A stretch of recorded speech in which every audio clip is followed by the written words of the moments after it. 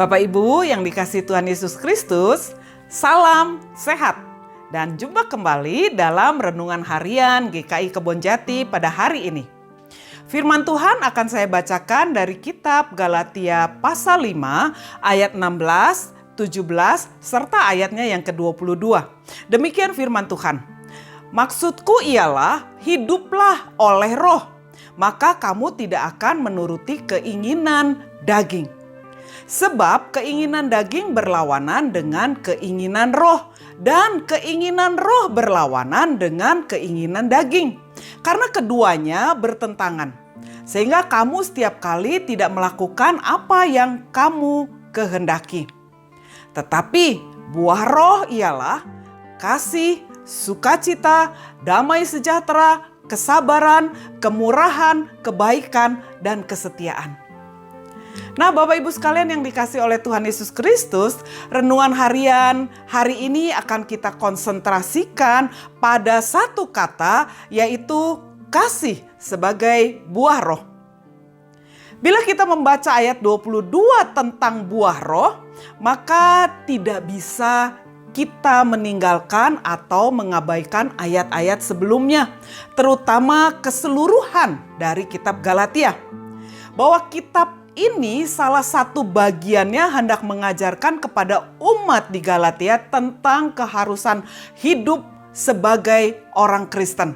Bagaimana orang yang percaya kepada Yesus Kristus harus menjalani kehidupannya.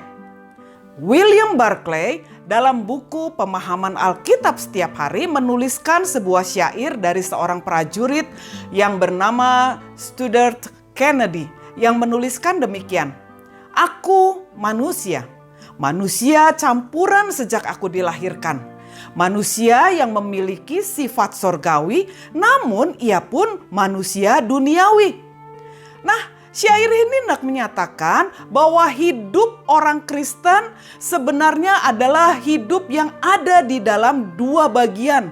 Sebagai manusia yang kehidupannya harus dijalani sebagai manusia sorgawi satu sisi, yaitu dia hidup di dalam Kristus, karena Kristus dan bersama Kristus, dan Yesus Kristus adalah sebagai roh, tetapi dia masih ada di dalam dunia, dan kerap kali hal itu adalah sebuah pertentangan. Tetapi kemudian firman ini juga mau mengatakan, umat Kristen dalam menjalani kehidupan bukanlah harus terus-menerus memperturutkan kata hati yang bersifat lahiriah, yaitu sebagai manusia duniawi tadi, sekalipun dia ada dalam dunia. Melainkan kehidupan harus dijalani dalam roh Kristus.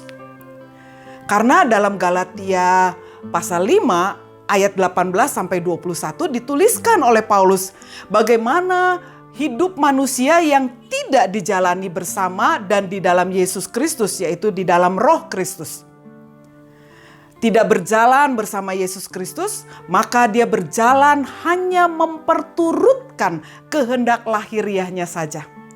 Tetapi berjalan dan berproses bersama Yesus, maka hasilnya salah satunya adalah kasih. Kata kasih dalam hal ini yaitu agape, yaitu kebajikan yang tidak dapat dilawan secara hurufiah artinya. Kasih agape adalah rasa sayang, rasa cinta yang kuat, yang mengikat dan mempersatukan Tuhan Yesus Kristus dengan kita umatnya sedemikian rupa, sangat erat. Jadi maksudnya apapun yang diperbuat orang lain terhadap diri kita, baik yang baik, ya, tetapi juga yang tidak baik. Misalnya ada orang yang mencaci maki kita, kemudian kita merasa sakit hati terhadap seseorang, ataupun ada orang yang menghina kita. Maka dengan kata kasih ini sebagai buah roh, sebenarnya kehidupan kita adalah bahwa kita harus tetap melakukan hal-hal yang terbaik yang seturut perintah Tuhan. Tetapi kita semua tahu Bapak Ibu sekalian bahwa kata kasih, hidup menurut roh, hidup sebagaimana yang dikehendaki oleh Yesus Kristus, yang bukan berasal dari duniawi tetapi sorgawi, itu bukan hadiah. Tapi itu adalah sebuah proses. Itu bukan turun dari sorga. Paulus mengatakan agape atau kasih adalah buah. Sebuah pohon akan berbuah bila pohon itu berproses, mulai dari akar. Ada air, ada hujan, ada panas matahari, harus diperiksa kelembapan tanah yang cukup, harus ada pupuk sebagai makanan dan vitamin, dan harus ada perawatan. Baru pohon itu menghasilkan buah. Begitulah kata kasih sebagai buah roh. Kasih atau agape, dia adalah hasil dari bagaimana Yesus Kristus dengan segala firman-Nya berproses dalam hidup kita. Kasih adalah bukti secara nyata bahwa Yesus dan firman-Nya mewarnai seluruh kehidupan kita. Karena itu, kasih yaitu agape tidak hanya menyangkut perasaan, tapi juga keseluruhan hakikat diri kita. Tidak hanya pada hati, tetapi juga harus ada pada pikiran. Itu sebabnya kasih, yaitu agape, haruslah menjadi upaya yang sengaja dan perlu usaha yang sungguh-sungguh untuk menunjukkan dan membuktikan akan kehadiran Yesus Kristus, baik kepada dan di dalam diri sendiri maupun kepada sesama kita. Tentu saja tanpa ada maksud atau niat, atau tuduhan, atau prasangka yang jahat dan licik di dalam niat kita memberlakukan firman Tuhan itu. Atau kita bermaksud menyakiti seseorang, melukai seseorang, melecehkan seseorang, merendahkan, menyingkirkan, atau merugikan diri sendiri dan orang lain. Dalam kasih tidak ada hal-hal yang demikian.